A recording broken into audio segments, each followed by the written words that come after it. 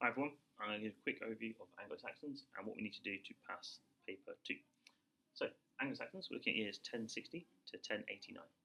The exam, there are 3 exam questions for Anglo-Saxons. The 2 features question is worth 4 marks. You do a point and you explain it fully. So if it's 2 features of the Witan, you say the government's council and that the king could ignore them if he wants to. The explain why, it's going to be explain why about 4 clear paragraphs, and you can explain what it says in the question. So if it says about Tostig uprising, you say, well, explain why the Tostig uprising was happened or caused. You could say because of his relationship with Scotland, and you go into detail explaining why. Make sure you're linking it back to the keywords in the question. The final one, the how far do you agree? This is the same as the medicine paper. So in this one, you need to make sure that you are doing an agree paragraph, a disagree, agree or disagree, and then, of course, a conclusion. Yeah. So if we go back to the Anglo-Saxons for key topic 1, we're thinking about 1060 just about till 1066, literally a 6-year period is all this. Okay. The only thing we're not going to talk about is the Battle of Hastings on the 14th of October, which we'll talk about next year.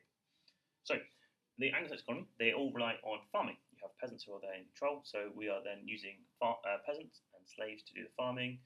It's a rural community. 90% of the people who are around in Anglo-Saxon England are farmers. The Godwins, these are one of the key families at the time. They're really rich. So you have Harold Godwinson, you have Gurth, and you have Leofwine. Please remember that Edith Godwin is married to Edward the Confessor, which we'll talk about later. So the Godwins, they're almost as rich as the king. They are really strong warriors. They killed the Welsh king, King Llewellyn, in a battle in 1064, making them really powerful and really strong in the Anglo-Saxon eyes. They also control the bishop. So similar way to how the church control things, they control people in the church. So they spread propaganda saying, look, the Godwins are great, and they have so much land that they connect all of their earldoms up together as well. The economy then, they get silver from Germany. They sell their crops abroad to France and to Germany as well. The government, it's the Witan, as we mentioned earlier. These are King's Council. Their job is to go to the king and tell him what they need to do. There was also burghs, which are towns at the time. They are walled towns. They're used for trading. That can also be linked to the economy as well. A weregild. This is the idea that if there's a blood feud, so one family is fighting another family, they kill their dad, they kill their brother, back and forth, back and forth, back and forth. To stop that happening, they do something called the weregild, where this person kills someone in their family, and this family that has to pay them money. So say, for example, my brother's a peasant, and they kill him, they give me 10 shillings. If my brother was a thane, they'd give me 1,000 shillings. It's basically a way of saying, look, we've killed someone in your family, don't kill us, here's a load of money. Then we think about the structure of society at the time. At the very top, you have the king. So if we're talking 1060 to 1066, we're talking about Edward the Confessor. Then we have the earls, so we have all the different earldoms, which are Wessex, Kent, Mercia, Northumbria, and East Anglia. Those are the 5 earldoms. They're run by the earls. And then you've got the thanes, who are in charge of town.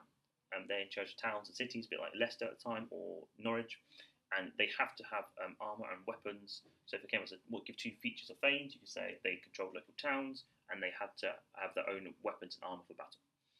Then we have serfs. These are peasants that can move around the country freely. They're not tied to one area of land. They can move to wherever they want to. Then slaves are just slaves as they are most other times as well. First in charge, Edward the Confessor. He is the king from 1042 up to 1066. We only go from 1060, so we only worry about 1060 to 1066. He is celibate. We think that he didn't have sex with his wife, but most of our historians say it's because he's so religious, he spends all his time praying.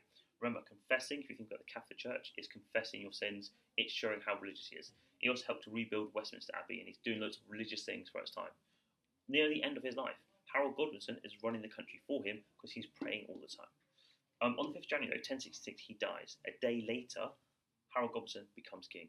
This is because of many reasons, but one major one is being xenophobic. We've talked about this before, about how they're scared of foreigners. And the day after he dies, same day as his funeral, at the Confessor's funeral, Harold Godwinson's made king by the Witan. And they say, look, we're going to choose Harold Godwinson. He's English. He's a strong fighter.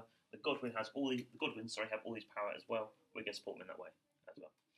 So we lead to the death of that before he is made king and before everything's happening. We had the embassy to Normandy, if not put on the board, or the Tostig uprising. The embassy to Normandy is just Harold Godwinson going to see William and promising him the throne.